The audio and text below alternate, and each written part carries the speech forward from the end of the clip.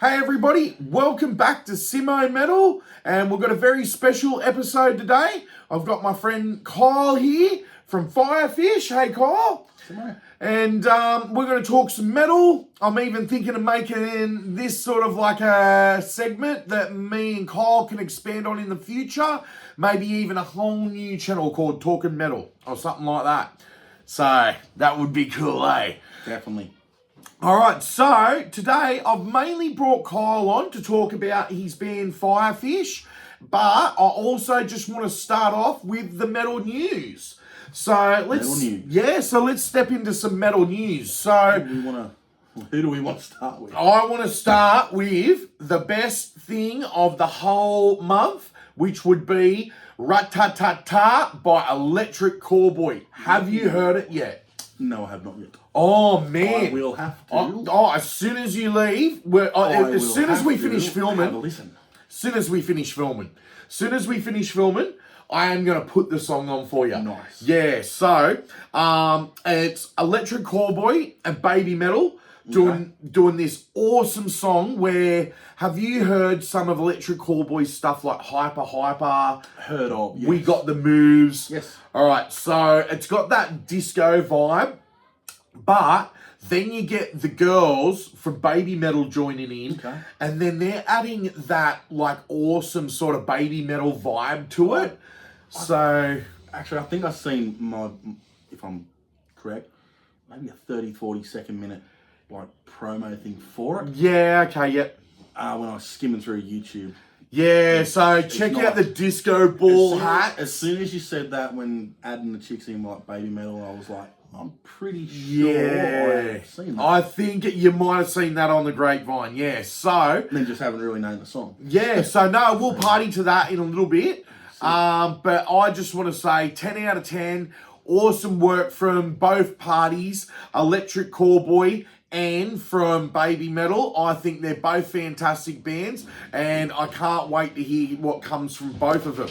So moving on in metal news, also want to talk about the new Slaughter to Prevail song, Kid of Darkness, which is just got that ridiculous sort of over the top heavy vibe to it. Like the band is so heavy that it's just like, this is ridiculous. But why not? You get music like that. Yeah, but I love that. It's good fun. Yeah, it's just good fun. So, we've got that, but what I wanted to quickly talk about is I loved something that they did with it, which was what they did was they had that same sort of vibe. Do you remember the film clip Dig for Mudvayne back in the day? I love that. Love that. So they go back to a vibe where they've got the white background and Slaughter to Prevail are just playing in front of that white background, simple as hell. Instead of over-the-top elaborate film clip with all film set pieces and that, it's just the band in a flat white room. But then he's having his big like moments. Yeah, and it's like it gets so heavy that it gets ridiculous. So I'll show you that one when we finish too. And I do like good Slaughter to Prevail. Yeah. And then also I think the other thing in metal news of some of those songs is Ronald by Falling in Reverse. Yeah, nice. Ronald Radke, which has Alex Terrible from Slaughter to Prevail featuring that song.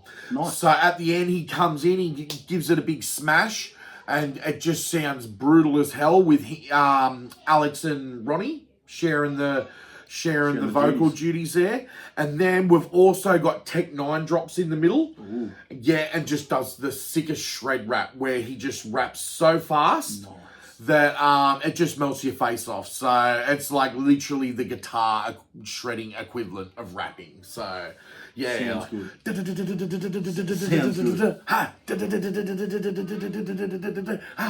Yeah. I know it's not essentially like metal, it's still hard rock. Greenspoon just brought out their new... Oh, yes. If for anyone who has not heard that new song. You know what? As much as it is hard rock and not metal, I will say, when I listen to that song on my Apple Music, a lot of really good Australian metal still Oh. come on after it. So I think It's- that even if you had Grinspoon playing with Super Heist, it'd still be an awesome show. It would, because Grinspoon give off that very punk rock, hard rock sort of bordering on the line of wanting to be metal, but aren't. Yeah, yeah. And they can still get other big, like, But heavier it's bands. got that playing with them. grittiness that metal still has. It sounds like a callback Yeah. to... Especially, what was it called? Unknown Pretenders. Well, that's what the new song is, but it sounds Actually. like a callback to, like, their songs like More Than You Are, because it's very much similar Yeah. as that, and very similar to, like, Lost Control. It's in that same sort of... Yeah. It's like, but at the same time, still commercial. Yeah. It's like, okay, now this is commercial, where before that wasn't really sort of Yeah. commercial around. So that was pretty cool to have a good listen to that. It just sort of popped up and I'll have a listen to this. Well, for me, it's actually been on repeat a little bit. I did the same, where I heard it and I was like, oh, shit. So I've got me songs of the month. I think, one more I want to put in there after talking about Grinspoon, but I don't want to move away from that too quickly. It's just, I remembered something. But yeah, that Unknown Pretenders song, and another little thing, when he's saying, we are unknown, we are unknown pretenders. It reminded me of that little thing that we all got together when we did The Unknown. So it sort of reminded me of that. One where you helped us record. Yeah, the recording that I did for TAFE. That's a little project. Yeah, maybe we can leak that one day. We'll see. Yeah, we can leak But that. I have remastered it. I remastered. Did you have a listen to the remaster? I listened to that, actually, me and my brother, going to Carnival last weekend and a week ago, like today. Did it have a bit more fire to it? And the kick, holy jeez, like, and sitting there with my brother, he's like, it's got some nice kick to that. So I was like, yes, because he's a fucking sweet drummer. So that sort of did actually go, yeah, cool. Well, that was like 3 hours of mastering and mixing. The kick and the snare really, like, brought up from that first one you did.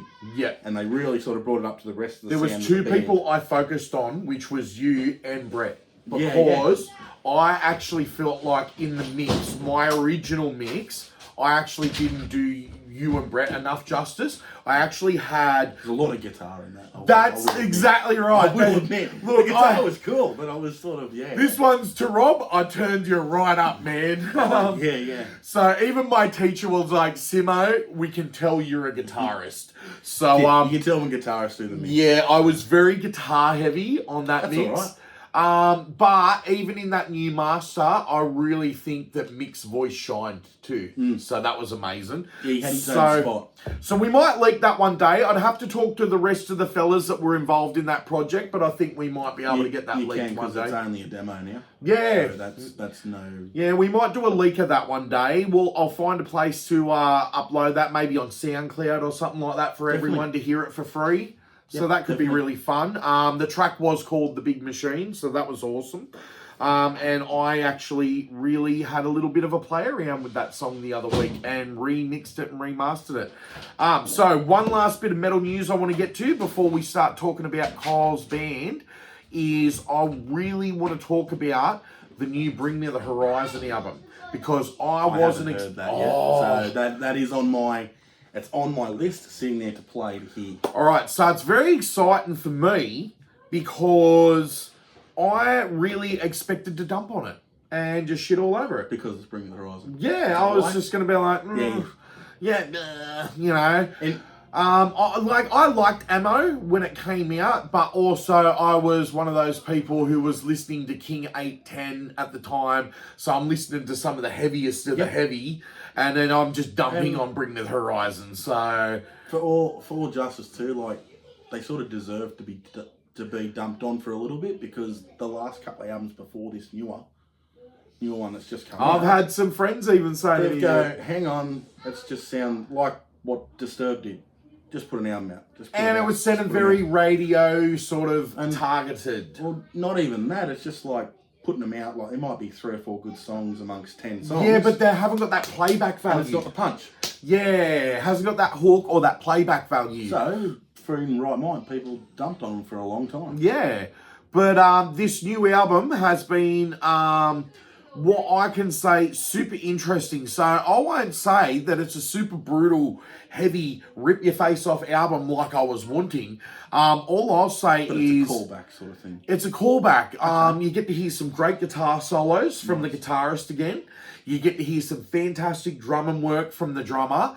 But there are also those very broad sort of pop songs that are actually from about 3 years ago, like Die For You, where they've still sort of used their singles from 3 years ago and put them on this album. Yeah, right. But they fit into the album and the storytelling of the album. So, like, for instance, if you actually took Die For You off the album right now and said, nah, that's not going to be on there, I'd be upset because I'd be like, that's one of the better songs. That leads into the last song and it's really, it's really good. Gotcha. Yeah, so, but I love that they play with a bit of glitch pop.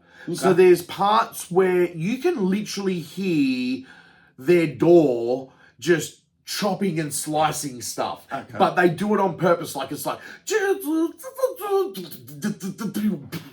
right. So getting into that sort of techno-y sort of stuff too, yep. Their music. And it's also the departure from the band from Jordan Fish. Okay. So Jordan Fish, the keyboardist and pretty much main producer for the band for like the last 3 or 4 albums. Yeah, a big hand in all of it. Yeah, he's not in the band anymore. So now what Ollie Sykes was saying is, although Jordan was amazing for the band, and let's just tell everyone that put them into that area where they didn't really want to go. Yeah, but let's tell everyone Jordan Fish isn't left out in the dark by not being in Bring the Horizon now. He is one of the most in-demand metal producers on the scene now. So everyone from Ice Nine Kiels to I don't know exactly who, but I know everyone's giving him a call and everyone wants their album produced by Jordan Fish. Well, so yeah, he's good. He's a good, fantastic producer. Yeah, so hands down. Yeah, so I would never take his producing skills away from him.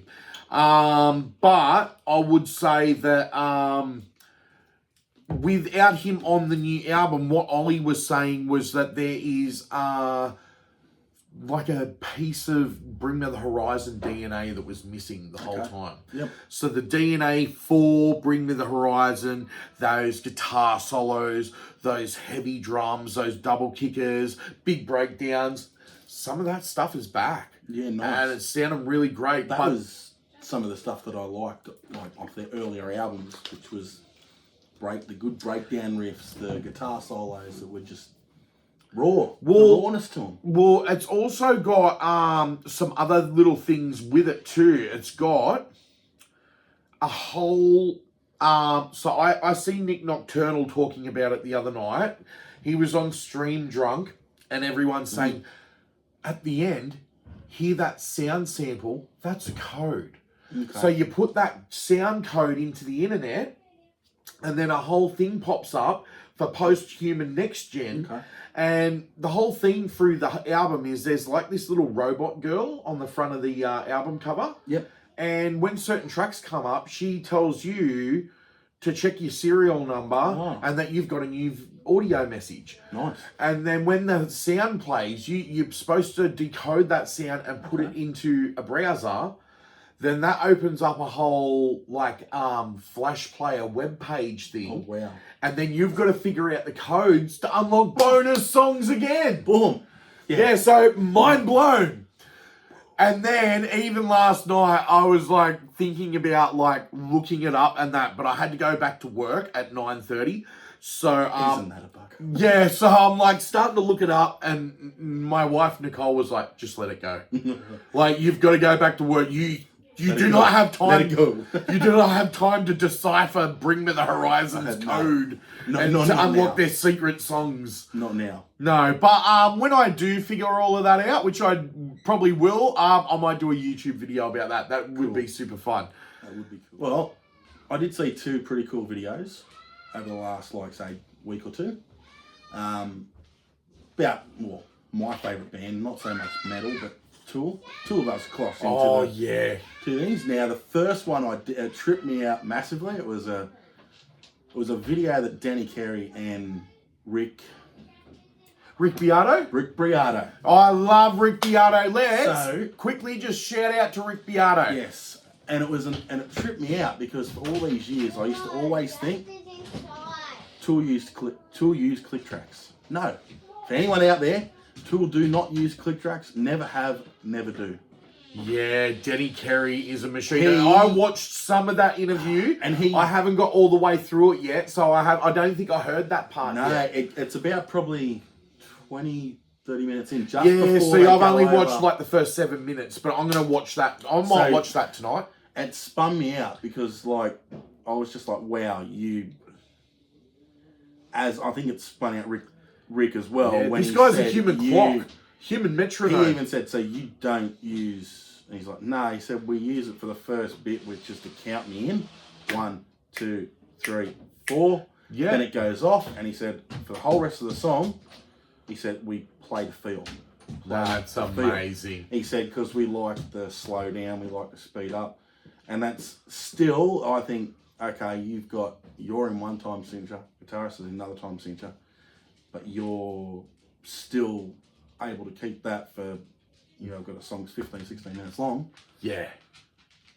which that song Tempest won Best Metal Track 3 years ago, but that's different view, but still, to have a song that is that much, like, and it even goes to show too, not so much even just Danny Carey, but there's a lot of those songs where they start off where Adam, the guitarist, they might be, I think there's a couple of songs on the newer Love album Adam's work. where there's no drums for like 6 minutes. There's no click track. He's playing that to himself, so it's just him doing that. And that spun me out too. Like, and some of it's just guitar by itself. Yeah. So okay.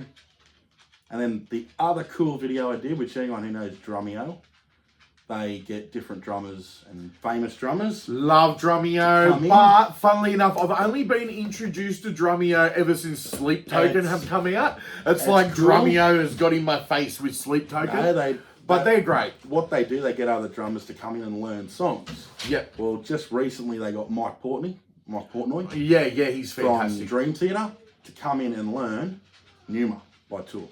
Oh, wow. And it took I him- would like to watch that. And there's parts, I watched the whole video, it's about a 30-minute video, but it took him six and a bit hours to try and learn Pneuma because he said he could not find the one when he's trying to count Oh. because they do it without the drums first and then Yeah. they let you listen to it and stuff like that.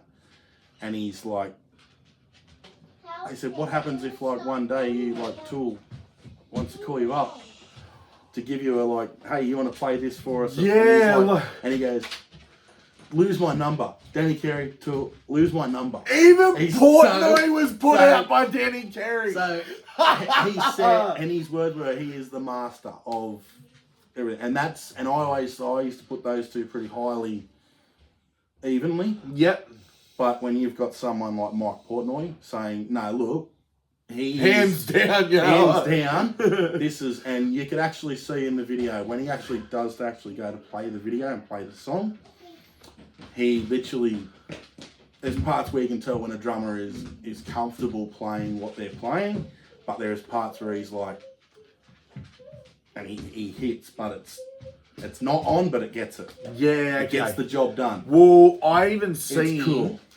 just on the same note of Danny Carey, I seen a video where they showed villagers from India that don't live in built-up civilization. They live outside of town. Yep. They showed them video footage of Danny Carey And they know all playing the Pneuma. And a lot of those fellas were just sitting there mind blown going, oh, he's using very complicated... Yep.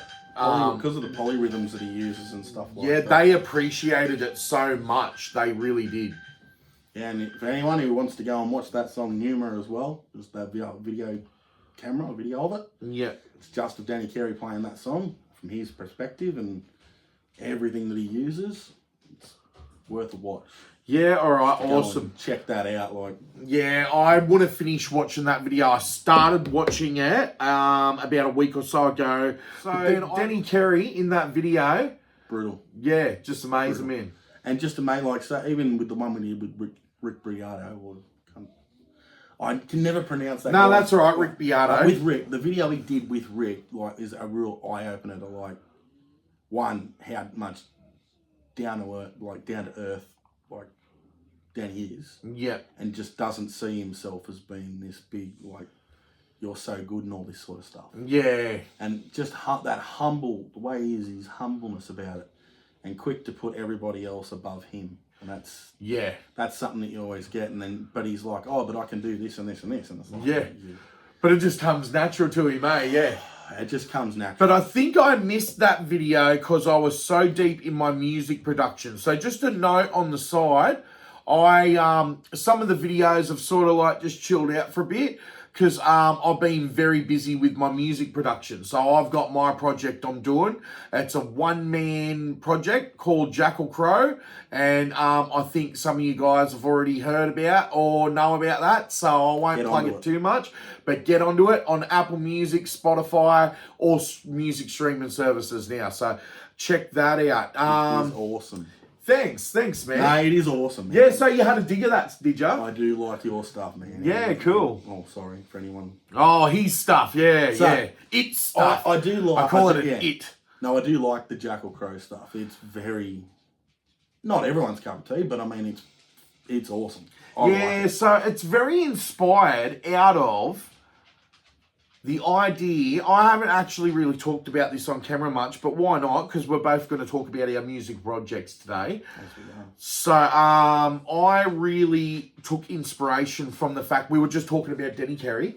I took inspiration from, imagine if you took the visceral, heavy sound of Slipknot and then mixed it with the beautiful, open, broad-minded sound of Tool.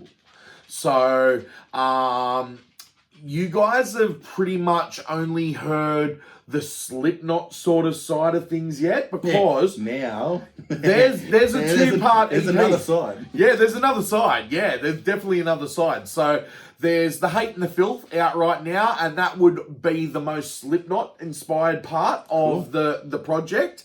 But the Love and the Light Duality Concept Volume 2 will be on the way very soon. And that one is more inspired by Tool. I can't wait for you to hear that one, man, because that has got a lot more Tool kind of stuff going on in it. Okay. Yeah, so I won't get right into it, but I do have a song on there. I'll leak the song right now. It's called We Do the Death Dance. Yep.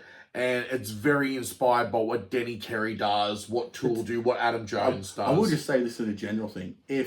When people say it's got a Tool vibe to it, you could nearly say that it's its own genre of music. Yeah, Tool's its own. Tool is its own genre of music. What genre do you play? I play Tool. music, you know. 46 different polyrhythms under an album. Yeah. But imagine if you had those 46 different polyrhythms with over double percussion on top of it, like Slipknot. Yes. So get those big over percussion toms, big bass drums. That's what I do in Jackal Crow. Is there's actually a lot of, I've got a kit down in the shed. So I've got my normal drum kit. I'm actually going to take you down there to show you my full kit later. Okay. But I've also got another drum kit down there where it's a floor tom, and then it is a keg, and then it is just one rack tom. That's very inspired by Slipknot. Yeah. Having a keg. Yeah. That's actually, if you have a listen on the Hate and the Filth, in the song Nameless Faceless, you've got a keg. I actually play a keg rat-a-tat-a sort of beat. So, yeah, lots of that stuff. Like, even on the Hate and the Filth, like, I even used world instruments at one point. Okay. There's actually Chinese instruments at the end of the song, The Hate and the Filth. Nice. There's Chinese drums. There's also saxophone on the song Underground Ink. So that's got like a, I don't know if you noticed that in that song, but there's a saxophone solo in that. I think that's the song I come to and I'm thinking, what is that? It's a wind instrument, but I'm thinking, what is that? And it just sounded like saxophone, but it's like I wasn't just going to say, oh, it's saxophone. I'm not the one who did it. So Yeah. there you go. That's cool. Yeah, there is saxophone. That's There, cool. I use many different instruments in the Jackal Crow project. So that's good to give it that little bit of a blend of. And I'm also glad to present the mask as well. Like, that's a thing that comes with it too. It's not just the music, it's a visual presentation. But also the visceralness of the mask with that Slipknot sort of vibe with the teeth and that, reminiscing of what Sid used to do, but also when I do the visual art, I try to put colour into the mask, and that's where all of those lateral colours from Lateralis sort of come into it. That's so a little bit of a toolish vibe. The tool vibe coming into the Slipknot vibe. Yes. So yeah. But getting away from me raving on about my projects, I want to actually talk to Kyle today about Firefish. So Firefish is doing a show soon, I believe. Yes. And I want to hear all about that. And if you've got any plans to release new music in the future, man. Yeah. Everyone asks us all the time. Yeah. Do we have any plans to release new music? Because I mean, Well, I listened to the song over the weekend on the way to work, and I really do like it. So that's embodiment. Yeah, That's, embodiment. Yeah. For anyone who has it out there, like it's on Spotify, and I think it's on Apple Music. Yeah, it is too. I think it's on Yep, Apple that's Music. where I was listening to it. But also another place where it would be, which is Triple J Unearthed. Yeah, awesome. But I just put some new stuff up on Triple J Unearthed myself. That So also has our other two songs that we've only ever recorded. We've never recorded like an album. Yeah. but we've got hey, enough maybe stuff. I could help with that in the future as a producer. You could, but I mean, anyone who knows us and has seen us live, Embodiment and Colour and Shape are the two songs that we would more or less. I actually love the colour and the shape. That's And Colour and Shape is Colour on, and Shape. That's on with the stuff that's on. That reminds Triple me. J. Yeah. And that actually takes me back to the day when I used to do shows with you Well, with that's- my old band, A Villain's Embrace. Yes, So, yes. For anyone who has seen us before, there was a band, Let the Number Be X. That was the band we played with. yeah. Adam Belcher, if you're still out there, I think you're doing wrestling. Or stuff Adam now. Graham, as Adam he Graham, yes. undergoes now. But no, and he was quite. Me and Adam have been in the talks about some projects in the future too, so that could be on the horizon. No, we played. Adam got us to play a few gigs as well as you guys. Yep. Hunter Valley Brewery, as it was at the time. That's where we played with you guys, A Villain's Embrace, Yep. and it was fantastic. I used to love those days. Oh, I miss those High Valley Brewery gigs. They turned it into a restaurant. And an now Outback it's just there Jacks. doing nothing. Yeah, it Now sits it there, sits do there, does nothing. nothing. Yeah, it just does nothing. It could be a venue. Like that thing has PA and everything upstairs. It does. Yep.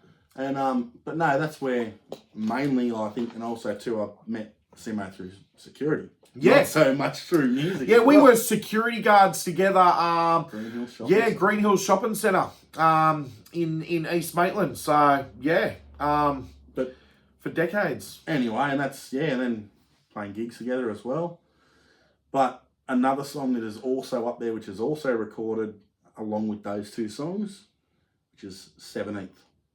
So 17th is something that was dear to me at the time when it was wrote, Yep. which was because it was 17 years since my dad had passed. Oh, okay, yep. So that song becomes 17th, and it's never ever changed, even though the years change. Yeah, That's always been. because that was the time when you wrote the song, so it Yeah. acknowledges that moment, yeah. So there's, even though the song, it might be hard to listen to on that because of how it's recorded, but that would definitely be a song that we would definitely look to re-record.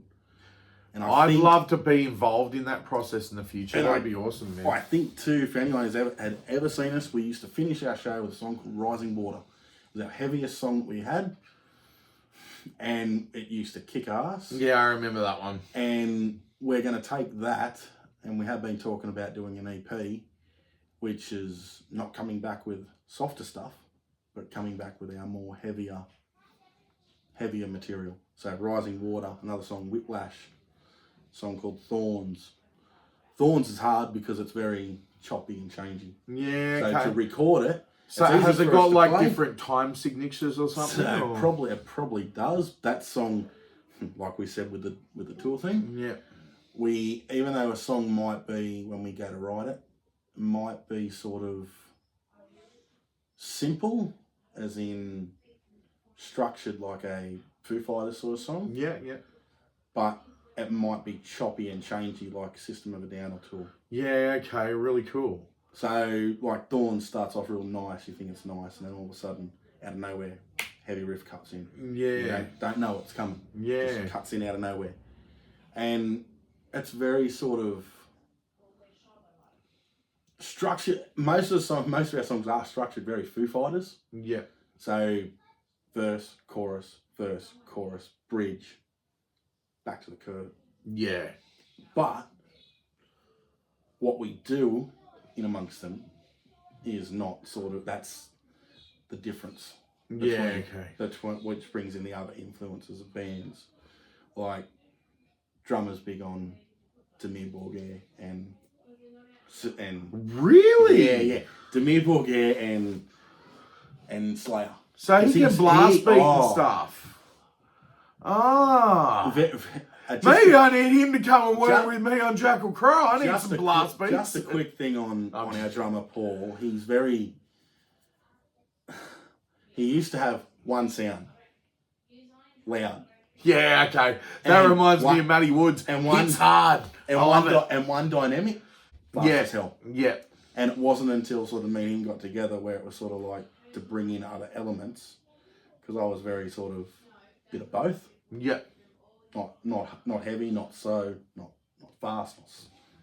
It was a bit of everything. So that's sort of giving him that dynamic to play soft, slow, loud, quiet, and that sort of was the start of Firefish. Yeah, okay. And then we didn't sort of like, because we did a couple of gigs when we first started with me doing vocals, and it wasn't until like Ben, which is our vocalist now, seen us play, and he's like, because he was always a vocalist and a bass player. Yeah.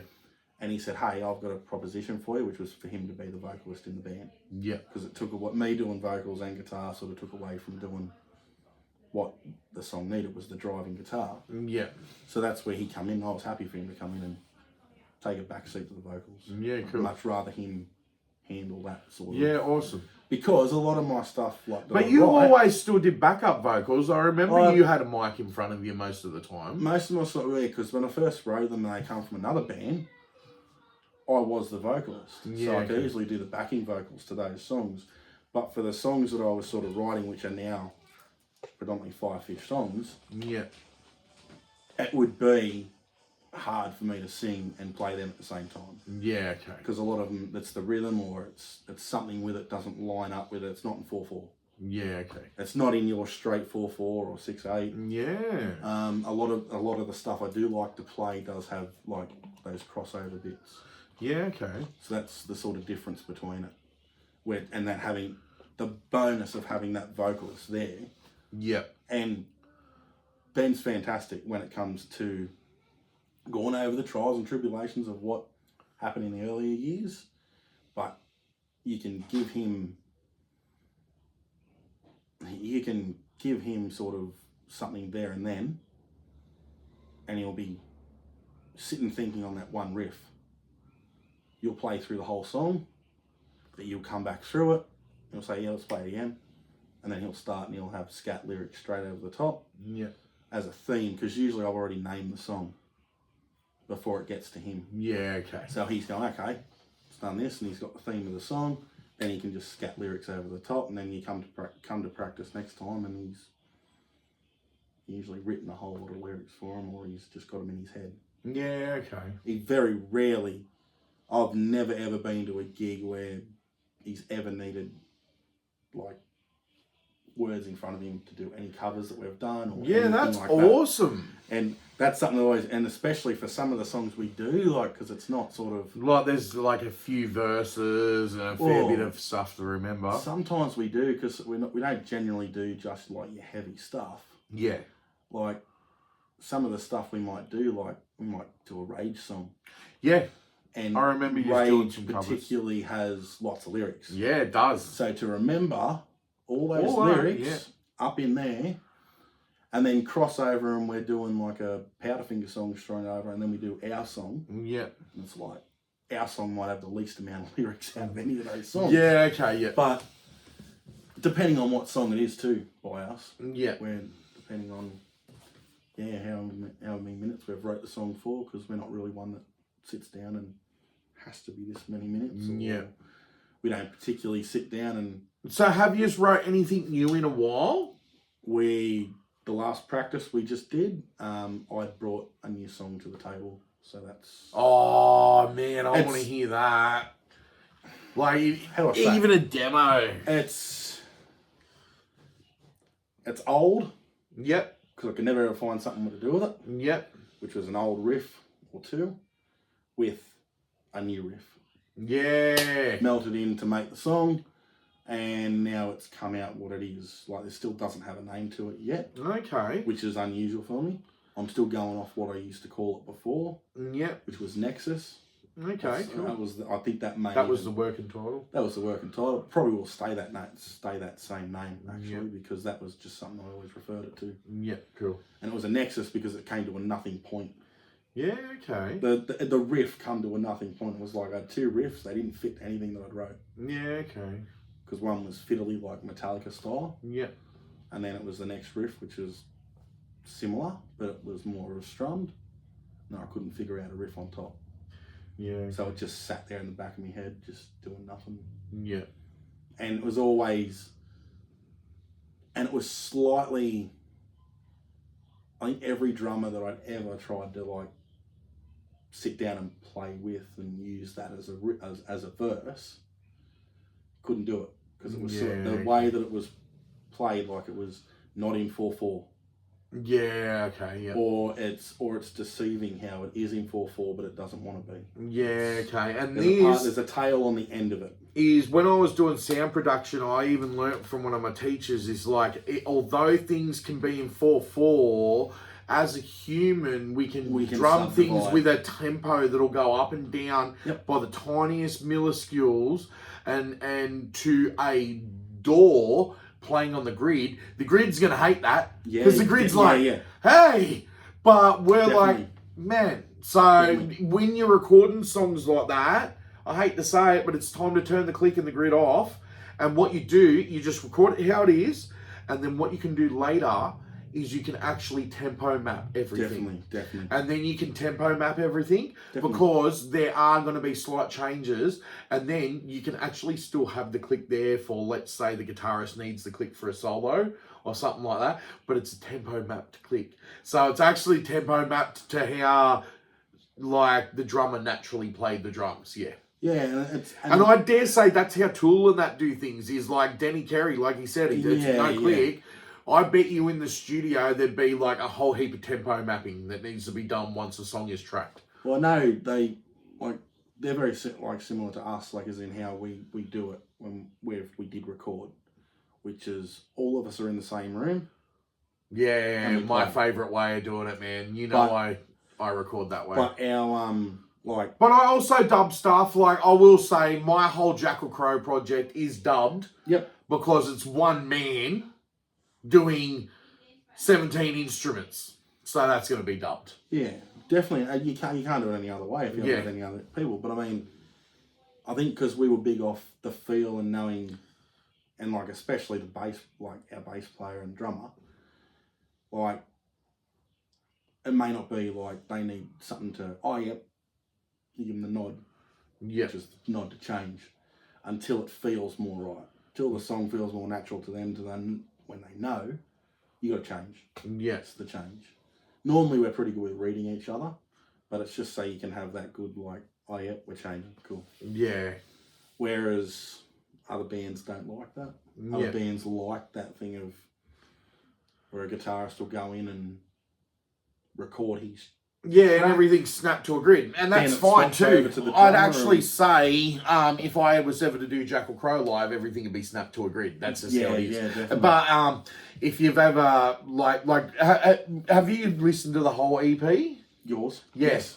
All right, so you probably notice a lot of it, although it's very heavy and extreme, it's still very snap Still to very a grid. mellow.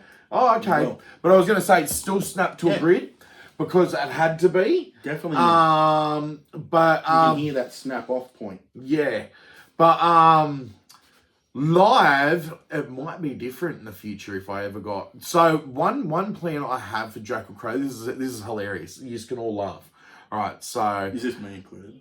Sort of. You can definitely be in the because band. I don't know a bit. I don't know. I don't know what you're gonna say. I'm gonna bring you in on the secret. Okay. So what the secret is, right? This is the secret. I said to a friend just the other day. I said, so if I was ever to do Jackal Crow as a band, I need like 5 or 6 guys who do what I say exactly when I say. And my friend looked at me and just goes, yeah, well, you've got 3 kids, man. And I'm like, there we go. Kids. Jasper, Dad. on the drums. Shiloh, you're on the bass. Willow, over here, you're on the keyboards. Come on. We're doing the Jackal Crow project. Now, you need to play it exactly the way that Dad says to play it. 250 BPM. Because I'm your dad. And you do what I say, okay? 250 BPM. Yeah, this is how we're doing it. Jasper, the last beat's now. So, if I was to ever do Jackal Crow as a band, yeah, you can all laugh your asses off when you just realise that all the other people under the mask are just my children. No one else would do what I say. No one else would be like... Because if I started Jackal Crow as a band, right... promo point. I'll tell you something right now. If I started Jackal Crow as a band and I was in the band, right, this is a little teaser for you all. I'm going to drop a hip-hop single soon. Like, I've already finished the song. And it is rap as hell. It is not a metal song. But it's Jackal Crow. But it's Jackal Crow.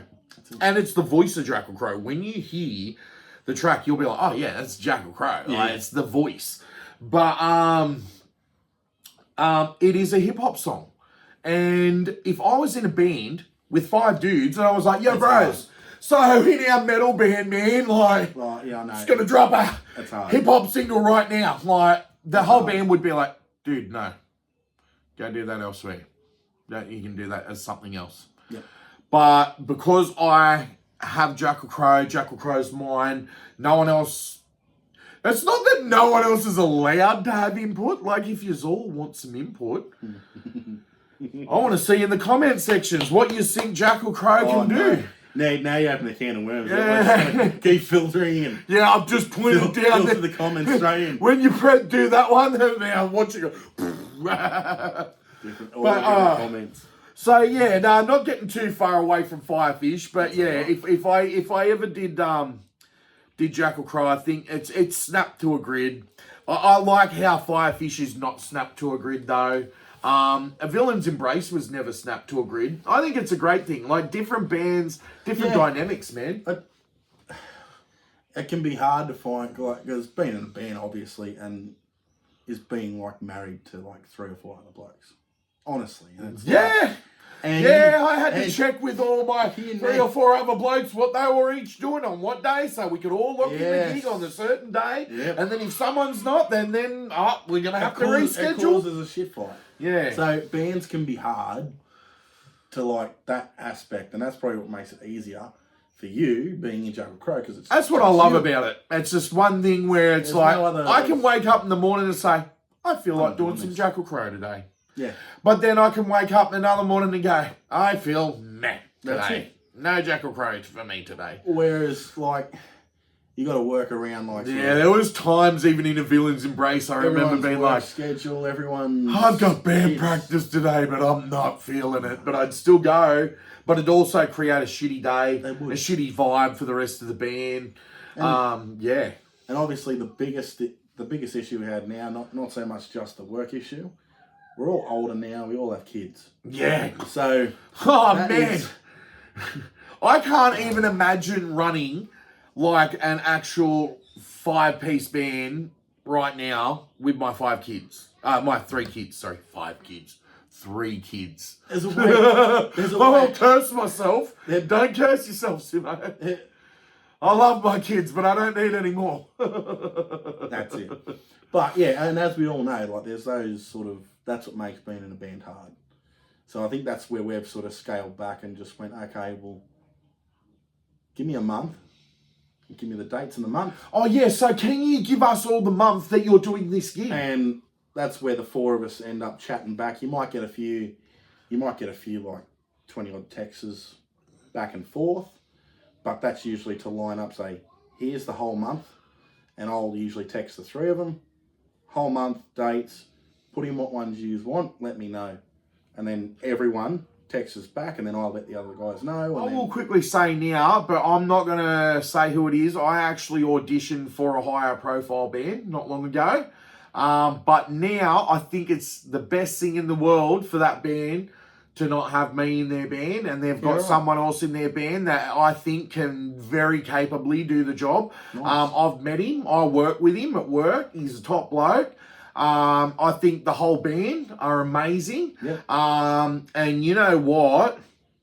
It was pretty trippy because I auditioned for a band that I was actually already a big fan of. I'm not going to drop the name here right now. I'm wondering name. I'm gonna have to tell Kyle off camera, cool. because I would prefer to have the real life permission from the real band, letting that information out, because that band, I respect that band so much. I do. I respect them so much. I did a whole assessment on them in my TAFE about spotting out and supporting young local artists. Nice. And like upcoming local artists.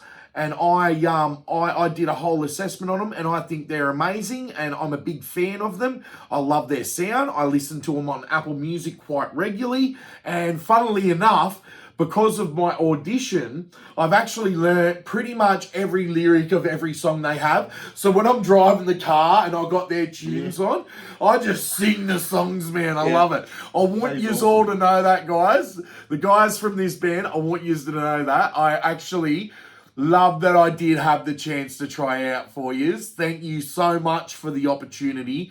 And apparently I came pretty close. It came down to me and another bloke. Oh, that's awesome. But now, man, if that had happened, I'll tell you what, there wouldn't be no Jackal Crow on Apple Music and Spotify right now. I wouldn't have had the time to do. Because they're a bigger band than that, they would have wanted you to take time with, obviously, them. Yeah, and it would have been amazing. It might have been a journey in my life, but I've actually done that journey in my life a couple of times with some other bands in life. Like back in the day when I was in A Villain's Embrace, I put my vocal talents up on Reverb Nation, and I had a band called Vendetta of the Fallen get back to me. I know that band. Shane, my good friend, he would even vouch for me on this. I was in that band. I spent about a year in that band. I worked very hard to be in that band. I used to get on a train and go to Sydney every weekend. Things you do. Yeah, I'd get on a train or I'd drive down to Sydney every Sunday and do a band practice with that band, and then I'd get in my car and I'd hire a hotel room or a motel room, and I'd go do gigs down in Sydney with them all weekend while I stayed in my own motel with my wife or my girlfriend at the time. Things you can do without kids. Yeah, the things you can do without kids. But that's right. So I had some great times in Vendetta of the Fallen. No hard feeling, boys. I loved that time of my life. But when this other opportunity came up with this other band, I'm like, yeah, but can I do it? You know, I was even very nervous of it myself. So I will tell you who that band is off camera. And if you all, even if you guys see this and you are fine with that, we can have another chat on another Talking Metal about who exactly that band was that I auditioned for. But yeah, we'll get into that another time. But off topic. Sorry. Yeah. So the gig we are doing, back to the gig we are doing. Yeah, let's get back to the Firefish gig. A guy probably from the band Citizens Fire. So if anyone out there knows the band Citizens Fire, good plug to you guys. I just heard your song the other day. You just put up. Fantastic. Can't remember the name of the song, but I should remember it. But it was a fantastic song, but it was more... I say it. hard. It's not metal, but wants to be metal. Very hard rock. Yeah, okay, cool. So harsh-ish. So would it have more of a lyrics. grunge sort of feel to it? It's hard rock / So it's definitely not a grunge sort of thing. No, it's hard to say. It's got a very sort of. The video had a very. Is it like a hardcore punk sort of thing? No, but it was very sort of like a punky sort of like green spoon sort of. Oh yeah, all right, I'm with you. That sort of punky, sort of rocky, but the way the guitars were sort of mixed or whatever. Some extra distortion or Well, it was a bit gain. the way it was a bit muddy-ish. Oh, yeah, gave yeah, it a yeah. bit more of a like a dirty 80s, feel. like an 80s, Oh 90s yeah, right. thing. But it was harsh-ish lyrics to it as well. So nothing screaming, but it was definitely from the throat. Yeah, okay, yeah. So it sounded pretty cool, something to sort of just bop along to. So that's a cool band. But they got a couple of gigs coming up. One in June, or now it's June. The end of June, I think it's Saturday the 29th of June. And Saturday the 27th of July. Okay, yeah. Both at... I will try and make that. Not the Gallipoli Club. We could even do a video on that. The Croatian Club in Newcastle. So I think that's at Mayfield or Wickham. Yep. That is for anyone out there who doesn't knows What I might even do, that is. I could put that down in the description for you. So I'll put there's 4 bands on the night too. Kyle's gig date in that YouTube video description. Four bands playing on the night. I think we're playing wherever last, which is headlining, or we're third. Yeah, okay, Just got to awesome. make sure. So it's sort of like a bit of a trippy thing for us, not having played a gig for like. Yeah, if I can get the kids years, looked after 4 years. for that one, I'll come down. And if I do miss that one, I will definitely. That's fine, man. I'll definitely catch another one soon. It's all about just getting the kids watched, basically. That's a big thing for the Firefish too. Yeah. You can watch our kids usually. Yeah. That's members in the band that usually watch each other's kids at times. Yeah, okay. But no, that'll be a cool gig just to sort of get back out there and yeah, awesome. Back playing, and I think we're going to do more of a heavier sort of stuff on the night, which will be cool. Yep. Because we haven't, just because we can. Yeah. And even when we used to do, I think we are going to chuck a cover in, I think, just because we can. Yep. And I think the whole thing Definitely of each of us, the whole thing of each of us all went. I might even have some covers coming up eventually online myself too. We all sort of thought, we must have all been thinking the same thing when the 4 of us sort of was texting back and forth, because we just went, what covers do we want to play? Yeah, hell yeah. And we come up with the same band, so it was Rage Against the Machine, straight up. Yep. Then it was a couple saying Bulls, and a couple saying bloody Bomb Track. Oh, so yeah. It was 2 different sort of, okay, well, Rage must be the thing, so we're going to end with Rage. Yeah, man. That'll be good fun. So that'll be a good fun gig to sort of get back out and just, yeah. Hey, we're still here. Yeah, awesome. We haven't gone nowhere. You know what? That's awesome, man, because I can say for a fact, I'm pretty sure my old band, A Villain's Embrace, is not still here. That's a shame. Like I said, I tried to rev that up with the boys a few years ago, but everyone's doing their own thing. And you know what? It gets hard. I even, for TAFE, did a whole recording of one of the A Villain's Embrace songs all by myself. As a Jackal Crow thing, right? Wah, wah, wah. So I've got the track there for that. So look, if the boys ever want to jump on that and help me record the rest of that, and we could release one in Villain's Embrace song to the world, let me know, boys. But other than that, I'm going to just keep doing Jackal Crow, and you're probably just going to keep doing your thing. So that's fine. But it's super cool to hear that Firefish is still here, man. Because I'm telling you right now, I'm pretty sure A Villain's Embrace isn't. But if A Villain's Embrace was still here, we wouldn't have the awesomeness of Jackal Crow now. So, like, it's a double-edged sword. You wouldn't have the progression of what it come to. No, that's right. And I'm telling you right now, my other band, if I had walked in the room with that mask and said, this is what I'm doing, man, they would have went, they would have went, no, you're not. You're not wearing that on stage. Yeah, and I'm going to be the singer, and I'm going to have a keg up the front, and I'm going to hit it really hard, and I'm going to have these big percussion drums, and they go, mate, piss off, get out of our band. They're like, that doesn't suit us, man. Yeah, so, but when I do it myself, I will say I'm pretty sure, because I'm friends with all of those guys still. Like, shout out to Johnny, shout out to Brendan, shout out to Sean, and you know what? Even shout out as far back as Matty Woods. So, yeah. Because he was the drummer before Brendan. Right. Brendan was the guitar player with me. Yep. But once Matty Woods moved to Sydney, Brendan jumped straight on the drums. And the band was able to continue for about 2 years after Matty Woods left. Okay. Yeah, that's where we all sort of floated around, did some gigs with you guys.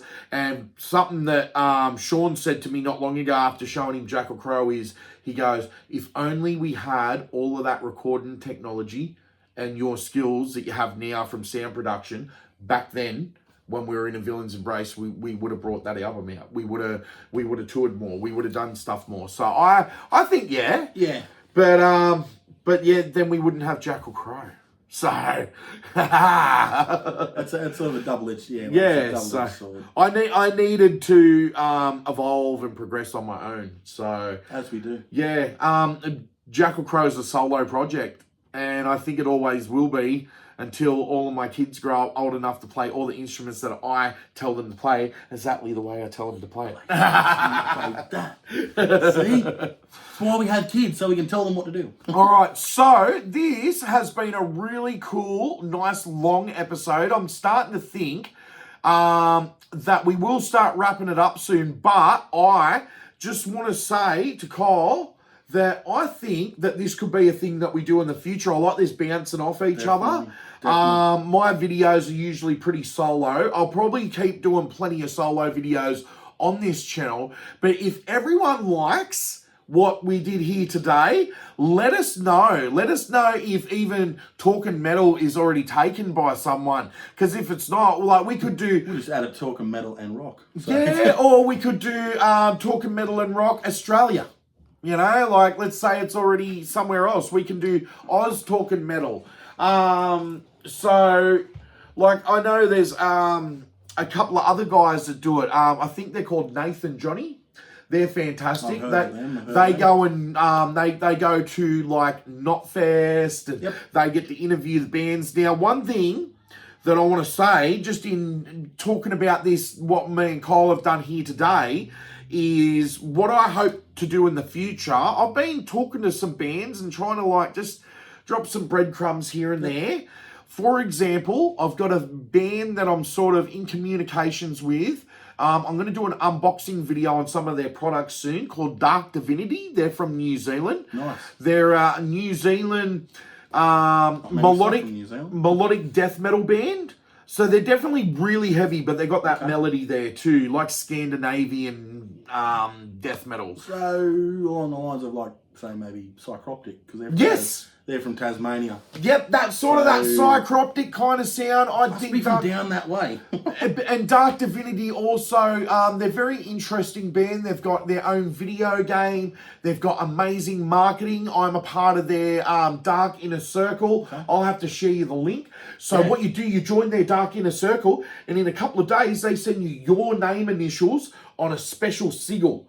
And then you're part of their club, and I'm like, they'll even show you what rank you are, and then you even get offered to be allowed to buy a shirt with your own initials on it with their big logo in it, right? So that's pretty cool. I'll share all this stuff. So I want to talk more about Dark Divinity in the future. Cool. I think you guys rock. I love the RPG game. I love the Dark Inner Circle. I have ordered my CD and my EP. They're in the mail coming from New Zealand, so it might take a while. I'm still waiting on that stuff. I even let them know, hey guys, and they were great with customer service. Oops, sorry, we did forget to send your item because you bought it through a different process, but we have posted it now. Here's your tracking. Cool. So now I'm just waiting on that to get here. So I want to talk more about Dark Divinity, but what I want to say is I would love to interview you guys on this channel. If me and Kyle could get something like that happening, where I've also talked to a band called Graves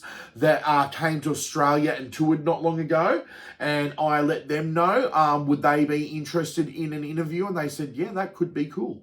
That's all I got back, but Okay. See, so leaving some breadcrumbs out there. Now, I have researched to do things like do interviews at Knotfest and that. Yep. Me and you would need to actually call Destroy All Lines media outlets, and then we'd be able to we'd get media access. So we'd go to the festival for the day. So you get the festival for free? Oh, maybe not. I don't know how that would be works. different. That would be different. That would be different, but I think we still pay for our festival, but we have media access for the day. Okay. So we get to go to a certain tent and we might get to interview wonder how that Winston stuff from works. Parkway, you know? Something like I that. wonder how that sort of stuff works. So if you guys Okay. would love to see me and Kyle doing stuff like that, I think that could be a whole nother channel. Me and Kyle could work together to admin that. And I'm not thinking of booting up brand new channel first thing tomorrow because bit too much. yeah, I've still got my own admitting to do. I'm admitting 2 YouTube channels myself, Jackal Crow and Simmo Metal. Not to mention I'm releasing music. I also We could just do it where you just add me every now and again to add a video in. yeah, for the time being. yeah, and then eventually, let's say we've done that for a year on my channel, and then maybe we start to be able to branch out because me and you are starting to interview people. Then we build our own channel, and that would become its own business. So that's what we want to do. We want to get this channel to 500 subscribers so that we can get some monetization going and get some media fun stuff happening, some metal fun stuff. Like let's get the biggest metal bands in the world on this show. And let's interview them from Rutherford, Australia. Hey, there's a metal band there from Argentina. I just seen them long ago. Yep. They're called, I don't know how you pronounce their name. They're full instrumental, and there's like 3 dudes in the band, and they're It wouldn't be Vulbar, would it? IAU. Oh, okay. IAH. Oh, yeah. IAH. Oh, yeah. That's how their name is. I'll send you some of their stuff. I know another Argentinian band called Vulbar, just putting them out there. They can be very strange and weird, but they can also be really heavy and dark. So yeah, that's how this Argentinian bands are weird, man. Come on. We love your stuff. Like, give more Argentinian metal to just Australia. It was by fluke again, sitting on YouTube one day, going across, and I come across, and this other guy who I used to look at and watch his videos and stuff like that, he was looking at these songs. I'm like, okay, and I'm looking, and that first note they dropped, dun, dun, dun, dun, dun, dun, dun, dun, and I was like, okay, that's got me interested. And then obviously branching out onto that, and it was, but it's full instrumental. Okay, cool. They're like, if you put like harsh vocals over the top, they would go to death metal. Yeah. But they stick in that metal range because nothing's too heavy, nothing's too soft. And what's great is because of the way social media and things are, we could possibly contact that band through their media outlets. That would be fantastic. And get some sort of interview going on here. We can't speak Argentinian. I don't know if they can speak English. But there's also translator programs and AIs these days too. So we say word, they hear what we say in their language. Definitely. We hear what they say in our language, you know. Like I'm pretty sure we can get that going. So, all I want to say to sort of finish up the channel, the show for the rest of the day, is that interview Slipknot. Fuck yeah. Yeah, let's interview Slipknot. Let's interview the Clown, man. Let's interview Corey. Fucking awesome. All right, so yeah, that's what I want to do, and make this the premier metal channel for the Hunter and Newcastle and Maitland. And the Hunter. Yeah. Metal, rock, metal. Yeah, rock, metal, I don't rock. know. Even a bit of electronic dance music, man. Like I love me some Skrillex. Electronic rock, dance, what? I don't know. All the different styles. I don't know. Hold on, I've got. Oh, pardon me. Except I'll say no country. I've got a little person hanging around. She just wants to come and say hello. She's been dying to be on one of the videos. We do not review country. No, we don't review country unless... No, wait, we will. Metal. Country metal. There is. Haven't you heard of Lakeview? We need to... All right, we'll review Lakeview. All right, so maybe some country if it's Lakeview.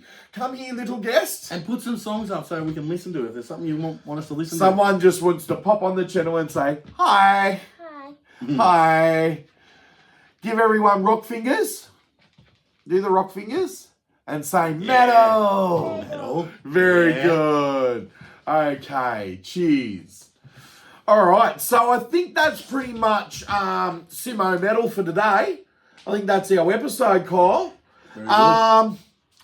What Kyle did bring around some vinyls, but I think that we could do that next time. I think that could be our next episode with Kyle. So in a couple of weeks or so. Yeah, so we could definitely do that. I want to see Kyle's vinyls. And I've got some vinyls that I'll be having in the future very soon. So we could like sort of share a bit of a vinyl show and tell day or something like that. So I've got, like I said, I've got Dark Divinity stuff coming in the mail. I'm going to have to listen up on these metals that he's talking about because some of them I just... Oh, man, he's going to have to get up to date. I'm the true metal here. I'm the Simmo Metal. He's the rock to the Simmo Metal and rock. He's the rock to the talking metal and rock. But in saying that, I do like metal and rock. It's just I'm not up to date on some of the metal things. Yeah, so like I am super up to date with all me metal. There you go. Because I'm a guy who grew up listening to Cannibal Corpse when I was like 12, right? I'm 12 and I'm listening to the heaviest of the heavy. Brutal. Well, I think at 12 you might have been just sort of pumping Tool or something like that, eh? 12. No, Pantera was a pretty big one. Then. Yeah. Pantera, because I was slowly getting out of Metallica. Metallica, was pushed to the side. Yeah. Because you had Slayer, and I got onto Slayer and Pantera because they're all three bands very similar. Yeah, cool. Similar but not the same. Yeah, but they've got that groove and punch. And they've each got that part that you can tell that's Pantera. But, can I ask you, so you were never a guy, though, like really diving right into the blast beats and the rip your face off, like deathcore vocals and all of that, pig squeals and all of that sort of stuff, like... So that's where I went down the path of for the last 15 years. I did get into, like, say, Divine Heresy. Oh, yeah. Fear Factory. I'm trying to think there. Yeah, that's some great stuff. And that's through, like, say, my wife's brother. Yeah. He's very much big on anything that's heavy. Yeah. He doesn't... essentially, he hates Tool with a passion, so that's... Oh, really? Yeah, that's because of... Like, that was one of his first bands, but he let him into going into heavier. Ah, okay, yeah. And when I mean heavier, like you're talking about. Yeah, grindcore and stuff like that. Actually, probably the heaviest thing I've heard, would have heard of, would be Psychroptic. It was at the Cambridge Hotel back in 10 years ago. Yep. And to watch them live was absolutely... To see what he can do with his fingers, like just guitar-wise, and what the drummer was doing live. Yeah. It blew your mind away. Just... Yeah. But... Nothing. So I think I sort of stayed in that sort of like hard rock leading into metal. Yeah. So I love System. I like System. Yeah. Love Rage Against the Machine. I love System. Love Rage Against the Machine, but I also love like Audio Slave. And I love Slayer. Yeah. For me, I have my favourite band in the whole world growing up as a teenager. Was Slayer. Like, I've got me Slayer posters up there. Seen me Slayer pop vinyls over there. I've got Tom Araya, Kerry King, and Jeff. I'm Slayer mad. A lot of people don't really like the new Kerry King album. I'll tell you what. A lot don't. I love it. I don't care. A lot don't, but it's kept that Slayer mentality. Yeah, that's all I'll tell you what though, Mark. Don't worry about Kerry, what Kerry's doing. You listen to that Marco Sager sing. He makes Tom Araya sound like, maybe Tom shouldn't have never been in Slayer. Maybe it should have always been Mark. He sounds amazing. We might have to, on the next episode, do something about a bit of the new Kerry King sort of stuff. Yeah, let's talk about the new Kerry King album. I'll tell you what I'm going to do. Next time I get paid. So I have every single, let's quickly show everyone. I have every single Slayer studio album right there. All of them, right? And then whatever you don't see there, I've got on my cardboard fold-out digipacks that are sitting up the back there. But what I was going to say was I haven't got Kerry King's new album on digital disc, a physical copy. So I think I'm going to go buy one of them. So yeah, that could be a thing in the future. I am going to say that we've got plenty of good things coming up in the future. Stuff coming from Dark Divinity. I've had conversations with Maruthan. I want to shout out to Maruthan. Maruthan has been super amazingly nice to me and just awesome with communication and they're a cool cult. They're an amazing cult. Have you checked this band out yet? I have not checked that band. I will share you Maruthan. I will show you he's some got some Maruthan. more stuff to check out. So yeah, some Maruthan to check out. We might even do that because what I want to do is I want to order a physical copy of their album once they release one. So I've talked to them and they've said, look, we don't have anything like that out yet. We just didn't get a chance to press them, but we might send you something in the future. So thank you, Maruthan. We'll see. I love Maruthan. I'm going through a Maruthan phase at the moment. Like my whole phone is just Maruthan. The background of my my whole phone is Maruthan. My background on my computer is Maruthan. Everything is Maruthan at the moment. I love my Maruthan shirt. Maruthan. I feel very sort of like you're talking about this heavy metal, and I'm feeling real down because it's sort of like I'm on. Listen to Grimsby the other day. It was pretty cool. And I've gone back onto the Tool sort of thing lately. So all right. Well, what we're going to do to get Kyle right on the Simmo Metal channel, we're going to do a bit of a crash course over the next week or so. I'm just going to be sharing stuff to him, just like listen to this, listen to that. But I also want to listen to anything that you find and that you share to me. Do you find anything rock? You find anything that's like, not rip your face off metal, but you're like, Simmo, I think you'd like this. I'll definitely check it out. Usually if it's got parts where it's got... But I'm going to bring you up to date with Slaughter to Prevail, what Falling in Reverse is doing. Like Slaughter to Prevail. What Electric Callboy are doing, what Bring the Horizon are doing. Slaughter to Prevail's got a gig coming up with Parkway Drive very, very soon. Oh, are they going to be at that one, are they? Yeah, Slaughter to Prevail, Parkway Drive, and for the life of me, I can't remember the other two bands. Adelaide, Sydney. Yeah, I did see there was a Sydney one, but I didn't know Slaughter was on it, but I'll keep my eye out for that. I'm pretty sure Slaughter to Prevail is on that. Yeah. Because they're on the one for Adelaide. I've got a friend that she's going down to that one. Okay, awesome. Yeah, Alex Terrible, mate. Amazing. Probably the biggest, baddest voice in metal right now. Like, he used to be Corpse Grinder from Cannibal Corpse, but now you got this guy. It used to be Mitch Lucker, man. R.I.P. Mitch Lucker. I miss Mitch. Suicide Silence forever, man. Gaza podcast. Yep. So maybe even me and Kyle could turn this into a podcast in the future. Not everything has to be video. What could be really cool is we just get two mics and we just rip talk the shit out of each other the whole time. And we just talk metal. Oh, that was funny. And we talk rock, So let us know any suggestions down in the comments, guys. Send us through stuff to listen to as well. Yeah, send us through stuff to listen to. I'm making a link tree for Simmo Metal. I've already got a link tree for Jackal Crow, but I need a link tree for Simmo Metal. Pardon me, my water's drying out. So anyway, I'll make a link tree for Simmo Metal. I want you all to come to my Facebook, talk to me there, share stuff to me. I've also got a couple of other links, like what you could do is check out my Simon Elliott Bandcamp. So there you can sort of have a look at what music I've been listening to, and it's a really great place. I'll share that link, and it's a really great place to see what I've been listening to in the underground, because when you go onto my profile, you can literally see everything that I've been listening to for the last 30 days.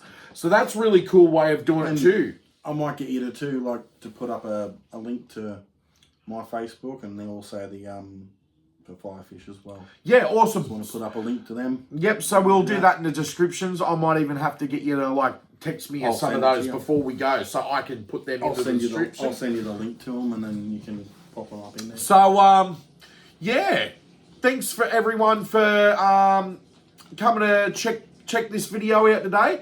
Thank you, Kyle, for coming over and taking the time out of your Sunday to come and join the channel, man. Not doing much on Sundays. Awesome. Well, maybe we could make this every once a month Sunday thing or something like that. Once a month, and then that could evolve into its own channel. Or something, however you want to work. Because one thing I want to say is, as we evolve it into our own channel, that at that point, me and Kyle would really start to share the admin and the editing services and all of that. I can still help him now, so that's fine. Yeah. So, but what we'll do, just to start with, we'll just get it all warmed up on this channel.